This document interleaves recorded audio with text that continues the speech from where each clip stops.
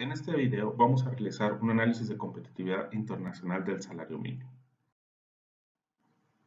Vamos a partir por identificar qué es el salario mínimo. El salario mínimo es una cantidad de dinero mínima fijada por la ley que debe recibir un trabajador por su trabajo o por su jornada completa. La intención de ese salario mínimo es proveer al trabajador de los recursos básicos y elementales que permitan cubrir las necesidades esenciales de su familia, es decir, alimentación, vestimenta y vivienda de manera digna. Otra premisa importante del salario mínimo es que permite proteger al trabajador de una remuneración injustamente baja.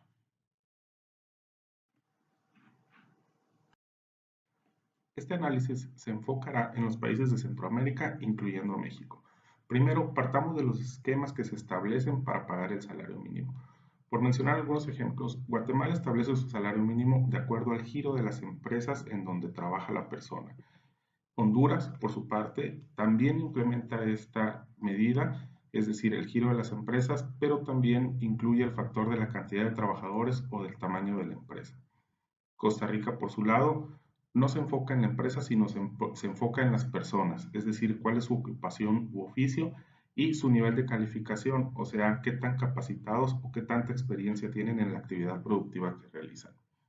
Nicaragua es un caso aparte. Nicaragua lo que realiza es basarse en los indicadores del Clasificador Uniforme de Actividad Económica, que son parte de la Organización de las Naciones Unidas, y en conjunto con los sindicatos, el Estado y las empresas establecen periódicamente y actualizan el salario mínimo. Por su parte, México realiza una clasificación basada en las zonas geográficas, identificando únicamente dos, la zona fronteriza y la zona no fronteriza. Esta intención tiene no restar competitividad a las zonas fronterizas, específicamente con Estados Unidos. Entrando en materia, vamos a comparar los salarios mínimos de los países de Centroamérica. Nicaragua, por ejemplo, recibe un salario mínimo de $115 y no muestra suficiencia para la cobertura de su canasta básica, es decir, únicamente alcanza a cubrir casi el 60% del costo de la canasta básica. México, su salario mínimo al 2018 es de $141 y tampoco muestra suficiencia para cubrir la canasta básica. El caso de Guatemala podemos identificarlo que prácticamente tiene un salario mínimo del doble de México, sin embargo su nivel de suficiencia es prácticamente igual, es decir, del 80% se queda un 20% corto respecto a la cobertura de la canasta básica. Honduras, comparado con Guatemala, recibe un salario mínimo menor, sin embargo, al parecer el costo de vida en Honduras es mucho menor y sí tiene suficiencia para cubrir la canasta básica, es decir, un 25% adicional del costo mínimo. Panamá es un buen ejemplo de un salario mínimo que funciona, es decir, tiene un salario mínimo de $721 y con este alcanza una cobertura de más del doble de la canasta básica. Y Costa Rica, que no recibe un salario mínimo tan alto como Panamá, sin embargo, la cobertura es prácticamente de 5-1, es decir, el salario mínimo en Costa Rica cubre de más las necesidades esenciales de una familia.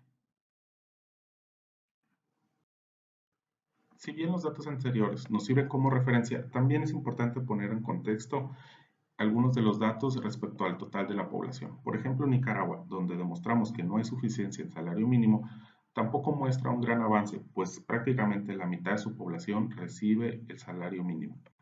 Por su lado, Panamá, que vimos que es un caso de éxito, anda alrededor del 30% quienes reciben su salario mínimo y Costa Rica cerca del 20%. México, cuyos valores muestran que no alcanza el salario mínimo para pagar la canasta básica, también muestra por un lado que menos del 5% de la población recibe el salario mínimo, es decir, más del 90% recibe poco más del salario mínimo.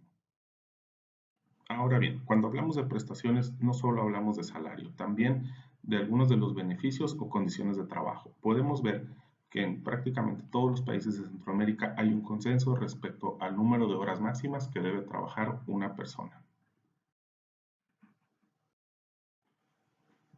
Donde sí encontramos algunas diferencias es en el concepto de vacaciones. Podemos observar que México es uno de los países que menos días ofrecen de vacaciones al año respecto al primer año laborado. Honduras es otro caso. En ambos casos, Los días de vacaciones se van incrementando conforme a la antigüedad del trabajador. Si observamos los demás países, podemos ver que a partir del primer año los países al menos ofrecen 2 semanas de vacaciones o incluso, como el caso de Panamá y Nicaragua, a partir del primer año el trabajador tiene 30 días de vacaciones. Hablando del aguinaldo o la remuneración anual que se recibe, podemos ver también mucha similitud en todos los países. Sin embargo, México otra vez aparece por debajo de esta remuneración respecto a los otros países de Centroamérica. Por último, habrá que identificar si el salario mínimo hace justicia o no a los trabajadores. Hay que reconocer que el salario mínimo es una distorsión del mercado y será justo siempre y cuando pueda proveer de una vida digna y equilibrada a las personas que lo reciben. Muchas gracias.